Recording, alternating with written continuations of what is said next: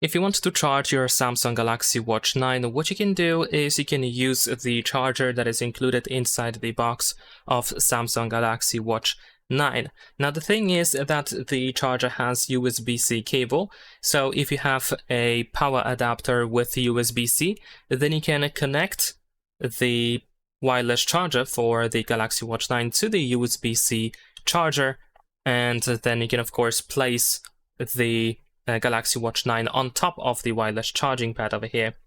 Now, in addition to that, instead of using the charger or power adapter, you can also connect it to your computer. So if your computer has USB-C port, then it is going to work as well. And I believe that it is also going to work in the case of a phone. So, of course, phones have USB-C ports. So let's actually check that out. I'm just going to connect it over here to this phone, and then we can place our smartwatch over here, and as you can see, it starts charging straight away. It's very simple. You just have to place it on the top of the wireless charger, and there is no problem with connectivity whatsoever, and you should be able to easily charge your Galaxy Watch 9. And like I said, you can use pretty much anything that provides power via USB cable, so chargers or power adapters, your phone, your computer or a laptop, maybe even your car. If you have USB-C port in your car, then probably it is going to work as well.